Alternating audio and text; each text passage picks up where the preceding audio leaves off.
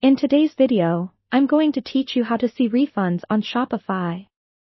Knowing how to track refunds is essential for maintaining an accurate overview of your financial transactions and customer relationships. Whether you're managing a bustling online store or a small niche shop, keeping tabs on refunds ensures you stay informed and helps you make better business decisions. To kick things off, you'll want to start by logging into your Shopify admin dashboard. Once logged in, the next place you need to navigate to is the Orders section. This is where all order transactions are stored, and it's basically the heart of your store's operations. You'll find it conveniently located on the left-hand sidebar. Clicking on this section opens up a comprehensive list of all orders that have been processed for your store, both past and present. Now that you're in the Orders section, the task is to filter out the refunded orders from the entire list of transactions. To do this efficiently, glance towards the top of the page, and you'll see a Filter button. Click on this button to open up several filtering options. You'll want to select the option labeled Refunded. This will isolate all orders that have been refunded, clearing the clutter and making it easier to focus just on those specific transactions. Once the filter is applied, you'll see a streamlined list of all refunded orders.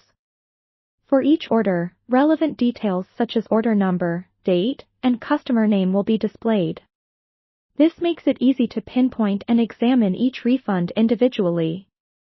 If you wish to dive deeper into the specifics of a particular refund, simply click on the order number. This action will take you directly to an overview of that specific order. Within this overview, you'll find detailed information on the refund amount, date processed, and any notes or comments attached to the refund details that are crucial for your records. In addition to the transactional details, reviewing notes or comments can often provide useful insights, such as reasons for the refund, which can be valuable feedback for your business. If maintaining accurate records is important to you, which it should be, you might consider downloading or exporting this list. This allows you to track trends or have a hard copy available for quarterly assessments.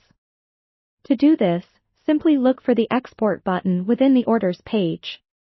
Typically, it's located near the top of the page and allows you to download the information in a handy spreadsheet format.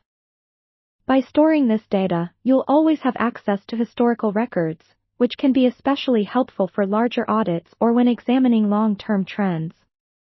That's it. By following these steps, not only will you be able to see refunds clearly on Shopify, but you'll also have a comprehensive understanding of your store's refund activity. This knowledge equips you to address any potential issues proactively and ensure a smooth operation of your business.